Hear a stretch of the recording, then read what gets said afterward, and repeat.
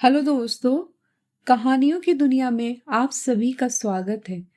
आज हम सुनेंगे मुंशी प्रेमचंद जी द्वारा लिखित एक लघु कथा झांकी। तो लीजिए प्रस्तुत है। कई दिनों से घर में कलह मचा हुआ था। माँ अलग मुंह फुलाए बैठी थी, स्त्री अलग। घर की वायु में जैसे विष भरा हुआ था। रात को भोजन नहीं बना। दिन को मैंने स्टोव पर खिचड़ी डाली, पर खाया किसी ने नहीं। बच्चों को भी आज भूख न थी।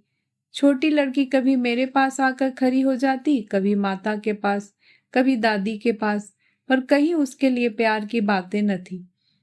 कोई उसे गोद में न उठाता था, मानो उसने भी अपराध किया हो। लड़का शाम को स्कूल से आया, किसी ने उसे कुछ खाने को न दिया, न उससे बोला न कुछ पूछा। दोनों बरामदे में मन मारे बैठे हुए थे और शायद सोच रहे थे घर में आज क्यों लोगों के हृदय उनसे इतने फिर गए हैं। भाई बहन दिन में कितनी बार लड़ते हैं, रोना पिटना भी कई बार करते हैं, पर ऐसा कभी नहीं होता कि घर में खाना न पके या कोई किसी से बोले नहीं। यह कैसा झगड़ा है कि 24 घंटे गुजर जाने पर भी शांत नहीं होता। यह शायद उनकी समझ में नहीं आता था। झगड़े की जड़ कुछ न थी। अम्मा ने मेरी बहन के घर तीजा भेजने के लिए जिन सामानों की सूची लिखाई, वह पत्नी जी को घर की स्थिति देखते हुए अधिक मालूम हुई। अम्मा खुद समझदार है, उन्होंने थोड़ी बहुत काट छाट कर दी थी, लेकिन पत्नी जी के विचार से और काट छाट होनी चाहिए थी। 5 साड़ियों की जगह 3 ही रहे तो क्या बुराई है। खिलौने इतने क्या होंगे, इतनी मिठाई की क्या जरूरत। उनका कहना था जब रोजगार में कुछ मिलता ही नहीं, दैनिक कार्यों में खिंचातानी करनी पड़ती है, दूध घी के बजट में तकलीफ हो गई है, तो फिर तीज में क्यों इतनी उदारता की जाए। पहले घर में दिया जलाकर मस्जिद में जलाए जाते हैं, यह नहीं कि मस्जिद में तो जला दिया और घर अंधेरा पड़ा रहे। इसी बात पर सास बहू में तकरार हो गई। फिर शाखें फूट निकली, बात कहाँ से कहाँ पहुंच गई। गरे हुए मुर्दे उखाड़े गए, अन्य युक्तियों की बारी आई, व्यंग का दौर शुरू हुआ और मौन अलंकार पर समाप्त हो गया। मैं बड़े संकट में था। अगर अम्मा की तरफ से कुछ कहता हूं तो पत्नी जी रोना धोना शुरू करती हैं, अपने नसीबों को कोसने लगती हैं। पत्नी किसी कहता हूं तो जन मुरीद की उपाधि मिलती है। इसलिए बारी बारी से दोनों पक्षों का समर्थन करता जाता था, पर स्वार्थवश मेरी सहानुभूति पत्नी के साथ ही थी। खुलकर अम्मा से कुछ न कह सकता था, पर दिल में समझ रहा था कि जाति इन्हीं की है। दुकान का यह हाल है कि कभी कभी बोहनी भी नहीं होती, असामियों से टका वसूल नहीं होता, तो इन पुरानी लकीरों को पीट कर क्यों अपनी जान संकट में डाली जाए। बार बार इस गृहस्थी के जंजाल पर तबीयत झुंझलाती थी। घर में 3 ही तो प्राणी है और उनमें भी प्रेम भाव नहीं। ऐसी गृहस्थी में तो आग लगा देनी चाहिए। कभी कभी तो ऐसी सनक सवार हो जाती थी कि सबको छोड़ छाड़ कर कहीं भाग जाऊं। जब अपने सिर पड़ेगा तब इनको होश आएगा, तब मालूम होगा कि गृहस्थी कैसे चलती है। क्या जानता था कि अब विपत्ति झेलनी पड़ेगी, नहीं तो विवाह का नाम ही न लेता। तरह तरह के कुत्सित भाव मन में आ रहे थे। कोई बात नहीं, अम्मा मुझे परेशान करना चाहती हैं। बहू उनके पाँव नहीं दबाती, उनके सिर में तेल नहीं डालती, तो इसमें मेरा क्या दोष। मैंने उसे मना तो नहीं किया। मुझे तो सच्चा आनंद होगा यदि सास बहू में इतना प्रेम हो जाए, लेकिन वो मेरे बस की बात तो नहीं है दोनों में प्रेम डाल दूं। अगर अम्मा ने अपनी सास की साड़ी धोई है, उनके पाँव दबाए हैं, उनकी घुरकियां खाई है, तो आज वो पुराना हिसाब बहू से क्यों चुकाना चाहती। उन्हें क्यों नहीं दिखाई देता कि अब समय बदल गया है। बहू अब भयवश सास की गुलामी नहीं करती। प्रेम से चाहे उनके सिर के बाल नोच लो, लेकिन जो रोब दिखाकर उन पर शासन करना चाहो तो वह दिन लद गए। सारे शहर में जन्माष्टमी की धूम मची हुई थी। मेरे घर में संग्राम छिड़ा हुआ था। संध्या हो गई थी पर घर अंधेरा पड़ा हुआ था। मनहूसियत छाई हुई थी। मुझे अपनी पत्नी पे क्रोध आया। लड़ती हो तो लड़ो, लेकिन घर में अंधेरा क्यों कर रखा है। जाकर कहा, क्या आज घर में चिराग न जलेंगे।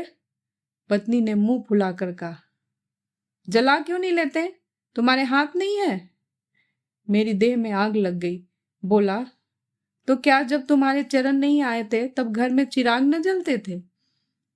अम्मा ने आग को हवा दी। नहीं, तब सब लोग अंधेरे में ही पड़े रहते थे। पत्नी जी को अम्मा की इस टिप्पणी ने जामे के बाहर कर दिया। बोली, जलाते होंगे मिट्टी की कुप्पी, लालटेन तो मैंने नहीं देखी। मुझे इस घर में आए 10 साल हो गए। मैंने डांटा, अच्छा चुप रहो, बहुत बढ़ो नहीं। ओहो, तुम तो ऐसे डांट रहे हो जैसे मुझे मोल लाए हो। मैं कहता हूं चुप रहो। क्यों चुप रहूं? अगर एक कहोगे तो 2 सुनोगे। इसी का नाम पतिव्रत है। जैसा मुंह होता है वैसे ही बीरे मिलते हैं। मैं परास्त होकर बाहर चला गया और अंधेरी कोठरी में बैठा हुआ उस मनहूस घड़ी को कोसने लगा जब इस कुलछनी से मेरा विवाह हुआ था। इस अंधकार में भी 10 साल का जीवन सिनेमा चित्रों की भांति मेरे नेत्रों के सामने दौड़ गया। उसमें कहीं प्रकाश की झलक नहीं थी, कहीं स्नेह की मृदुता न थी। सहसा मेरे मित्र पंडित जयदेव जी ने द्वार पर पुकारा, अरे आज ये अंधेरा क्यों कर रखा है? कुछ सूझता ही नहीं। कहाँ हो? मैंने कोई जवाब न दिया। सोचा यह आज कहाँ से आकर सिर पर सवार हो गए। जयदेव ने फिर पुकारा, अरे कहाँ हो भाई, बोलते क्यों नहीं? कोई घर में है या नहीं? कहीं से कोई जवाब न मिला। जयदेव ने द्वार को इतनी जोर से झंझोरा कि मुझे भय हुआ कहीं दरवाजा चौखट बाजू समेत गिर न जाए। फिर भी मैं बोला नहीं, उनका आना खल रहा था। जयदेव चले गए। मैंने आराम की सांस ली। बारे शैतान टला, नहीं तो घंटों सिर खाता। मगर 5 ही मिनट फिर किसी के पैरों की आहट मिली और अब की टॉर्च की तीव्र प्रकाश से मेरा सारा कमरा भर उठा। जयदेव ने मुझे बैठे देखकर कुतूहल से पूछा, तुम कहाँ गए थे जी? घंटों चीखा, किसी ने जवाब तक न दिया। यह आज क्या मामला है? चिराग क्यों नहीं जले? मैंने बहाना किया। क्या जाने, मेरे सिर में दर्द था। दुकान से आकर लेटे तो नींद आ गई और सोए तो घोड़ा बेचकर, मुर्दों से शर्त लगाकर। हाँ यार, नींद आ गई। मगर घर में चिराग तो जलाना चाहिए था। आज घर में लोग व्रत से हैं, हाथ न खाली होगा। खैर चलो, कहीं झांकी देखने चलते हो? सेठ घूरे मन के मंदिर में ऐसी झांकी बनी है कि देखते ही बनता है। ऐसे ऐसे शीशे और बिजली के सामान सजाए हैं कि आंखें झपक उठती है। सिंहासन के ठीक सामने ऐसा फव्वारा लगाया है कि उसमें गुलाब जल की फुहारें निकलती हैं। मेरा तो चोला मस्त हो गया। सीधे तुम्हारे पास दौड़ा चला आ रहा हूँ। बहुत झांकियां देखी होगी तुमने, लेकिन यह और ही चीज है। आलम फटा पड़ता है। सुनते हैं दिल्ली से कोई चतुर कारीगर आया है, उसी की यह करामात है। मैंने उदासीन भाव से कहा, मेरी तो जानने की इच्छा नहीं है भाई, मेरे सिर में जोर का दर्द है। तब तो जरूर चलो, दर्द भाग न जाए तो कहना। तुम यार बहुत दिक करते हो, इसी मारे चुपचाप पड़ा था कि किसी तरह यह बला टले, लेकिन तुम सिर पर सवार हो गए। कह दिया मैं न जाऊंगा, और मैंने कह दिया मैं जरूर ले जाऊंगा। मुझ पर विजय पाने का मेरे मित्रों को बहुत आसान नुस्खा याद है। यों हाथापाई, धींगा मुश्ती, दौल धप्पे में किसी से पीछे रहने वाला नहीं हूं, लेकिन किसी ने मुझे गुदगुदाया और परास्त हुआ। फिर मेरी कुछ नहीं चलती। मैं हाथ जोड़ने लगता, गिगियाने लगता और कभी कभी रोने भी लगता। जयदेव ने वही नुस्खा आजमाया और उसकी जीत हो गई। संधि की वही शर्त ठहरी कि मैं चुपके से झांकी देखने चला चलूं। सेठ घूरेलाल उन आदमियों में से है जिनका प्रातः को नाम ले लो तो दिन भर भोजन न मिले। उनके मक्खी चूस पने की सैकड़ों दंत कथाएं नगर में प्रचलित है। कहते हैं एक बार मारवाड़ का एक भिखारी उनके द्वार पर डट गया कि भिक्षा लेकर ही जाऊंगा। सेठ जी भी अरे रहे और भिक्षा न दूंगा, चाहे कुछ भी कहो। मारवाड़ी उन्हीं के देश का था। कुछ देर तो उनके पूर्वजों का बखान करता रहा, फिर उनकी निंदा करने लगा। अंत में द्वार पर लेटा रहा। सेठ जी ने रत्ती भर भी परवाह न की। विचुक भी अपनी धुन का पक्का था। सारा दिन द्वार पर बेदाना पानी पड़ा रहा और अंत में वहीं मर गया। तब सेठ जी पसीजे और उसकी क्रिया इतनी धूमधाम से की कि बहुत कम किसी ने की होगी। भिक्षु का सत्याग्रह सेठ जी के लिए वरदान हो गया। उनके अंतःकरण में भक्ति का जैसे स्रोत खुल गया। अपनी सारी संपत्ति धर्मार्थ अर्पण कर दी। हम लोग ठाकुरदारे में पहुंचे तो दर्शकों की भीड़ लगी हुई थी। कंधे से कंधा छिलता था। आने और जाने के मार्ग अलग थे। फिर भी हमें आधे घंटे के बाद भीतर जाने का अवसर मिला। जयदेव सजावट देख देख कर लोटपोट हुए जाते थे, पर मुझे ऐसा मालूम होता था कि इस बनावट और सजावट के मेले में कृष्ण की आत्मा कहीं खो गई है। उनकी वह रत्न जटित बिजली की जगमगाती मूर्ति देखकर मेरे मन में ग्लानि उत्पन्न हुई। इस रूप में भी प्रेम का निवास हो सकता है? मैंने तो रत्नों में दर्प और अहंकारी भरा देखा है। मुझे उस वक्त यही याद नहीं रहा कि यह एक करोड़पति सेठ का मंदिर है और धनी मनुष्य धन में लौटने वाले ईश्वर की ही कल्पना कर सकता है। धनी ईश्वर में ही उसकी श्रद्धा हो सकती है। जिसके पास धन नहीं, वह उसकी दया का पात्र हो सकता है, श्रद्धा का कदापि नहीं। मंदिर में जयदेव को सभी जानते थे। उन्हें तो सभी जगह सभी जानते थे। मंदिर के आंगन में संगीत मंडली बैठी हुई थी। केलकर जी अपने गंधर्व विद्यालय के शिष्यों के साथ तंबूरा लिए बैठे हुए थे। पखावज, सितार, सरोद, वीणा और जाने कौन कौन बाजे जिनके नाम भी मैं नहीं जानता, उनके शिष्यों के पास थे। कोई गीत बजाने की तैयारी हो रही थी। जयदेव को देखते ही केलकर जी ने पुकारा। मैं भी तूफैल में जा बैठा। एक क्षण में गीत शुरू हुआ। समा बंध गया। जहां इतना शोरगुल था कि तोप की आवाज भी न सुनाई देती, वहां जैसे माधुर्य के उस प्रवाह ने सब किसी को अपने में डुबो लिया। जो जहां था वही मंत्रमुग्ध खड़ा था। मेरी कल्पना कभी इतनी सचित्र और सजीव न थी। मेरे सामने न वह बिजली की चकाचौंध थी, न वह रत्नों की जगमगाहट, न वह भौतिक विभूतियों का समारोह। मेरे सामने वही यमुना का तट था, गुललताओं का घूंघट मुंह पर डाले हुए। वही मोहनी गईए, वही गोपियों की जलकीरा, वही बंसी की मधुर ध्वनि, वही शीतल चांदनी और वही प्यारा नंद किशोर, जिसकी मुख छवि से प्रेम और वात्सल की ज्योति थी, जिसके दर्शनों ही से हृदय निर्मल हो जाते थे। मैं इसी आनंद विस्मृति की दशा में था कि कंसर्ट बंद हो गया और आचार्य केलकर के एक किशोर शिष्य ने ध्रुपद आलापना शुरू किया। कलाकारों की यह आदत है कि शब्दों को कुछ इस तरह तोड़ ममोड़ देते हैं कि अधिकांशतः सुनने वालों की समझ में नहीं आता कि क्या गा रहे हैं। इस गीत का एक शब्द भी मेरे समझ में न आया, लेकिन कंठ स्वर में कुछ ऐसा मादकता भरा लालित्य था कि प्रत्येक स्वर मुझे रोमांचित कर देता था। कंठ स्वर में इतनी जादू भरी शक्ति है, इसका मुझे आज कुछ अनुभव हुआ।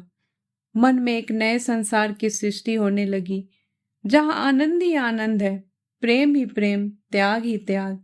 ऐसा जान पड़ा दुख केवल चित्त की एक वृत्ति है, सत्य है केवल आनंद। एक स्वच्छ करुणा भरी कोमलता जैसे मेरे मन को महसूसने लगा।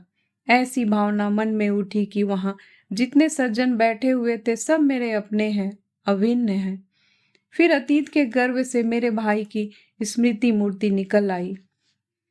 मेरा छोटा भाई बहुत दिन हुए मुझसे लड़कर घर की जमा जथा लेकर रंगून भाग गया था और वहीं उसका देहांत हो गया था। उसके पाश्विक व्यवहारों को याद करके मैं उन्मत्त हो उठता था। उसे जीता पा जाता तो शायद उसका खून पी जाता, पर इस समय स्मृति मूर्ति को देखकर मेरा मन जैसे मुखरित हो उठा। उसे आलिंगन करने के लिए व्याकुल हो गया। उसने मेरे साथ, मेरी स्त्री के साथ, माता के साथ, मेरे बच्चे के साथ जो जो कटु, नीच और घृणास्पद व्यवहार किए थे, वह सब मुझे भूल गए। मन में केवल यही भावना थी, मेरा भैया कितना दुखी है। मुझे इस भाई के प्रति कभी इतनी ममता न हुई थी। फिर तो मन की वह दशा हो गई जिसे विहलता कह सकते हैं। शत्रु भाव जैसे मन से मिट गया था। जिन जिन प्राणियों से मेरा बैर भाव था, जिनसे गाली गलौज, मारपीट, मुकदमाबाजी सब कुछ हो चुका था, वह सभी जैसे मेरे गले में लिपट लिपट कर हंस रहे थे। फिर विद्या पत्नी की मूर्ति मेरे सामने आ खड़ी हुई। वह मूर्ति जिसे 10 साल पहले मैंने देखा था, उन आंखों में वही विकल कंपन था, वही संदिग्ध विश्वास, कपोलों पर वही लज्जा, लालिमा, जैसे प्रेम सरोवर से निकला हुआ कोई कमल पुष्प हो, वही अनुराग, वही आवेश, वही याचना भरी उत्सुकता जिसमें मैंने उन न भूल जाने वाली रात को उसका स्वागत किया था। एक बार फिर मेरे हृदय में जाग उठी मधुर स्मृतियों का जैसे स्रोत सा खुल गया। जी ऐसा तड़पा कि इसी समय जाकर विद्या के चरणों पर सिर रगड़ कर रोऊं और रोते रोते बेसुध हो जाऊं। मेरी आंखें सजल हो गई। मेरे मुंह से जो कटु शब्द निकले थे वह सब जैसे मेरे ही हृदय में गड़ने लगे। इसी दशा में जैसे ममतामयी माता ने आकर मुझे गोद में उठा लिया। बालपन में जिसे वात्सल्य का आनंद उठाने की मुझ में शक्ति न थी, वो आनंद आज मैंने उठाया। गाना बंद हो गया, सब लोग उठ उठ कर जाने लगे। मैं कल्पना सागर में ही डूबा रहा। सहसा जयदेव ने पुकारा, चलते हो या बैठे ही रहोगे? दोस्तों, इस कहानी को सुनने के लिए आपका बहुत बहुत धन्यवाद। दोस्तों, अगर आपको ये कहानी अच्छी लगी हो तो प्लीज़ मेरे चैनल को लाइक एंड सब्सक्राइब करना मत भूलिएगा। मैं फिर हाजिर होंगी एक नई कहानी के साथ। तब तक के लिए नमस्कार।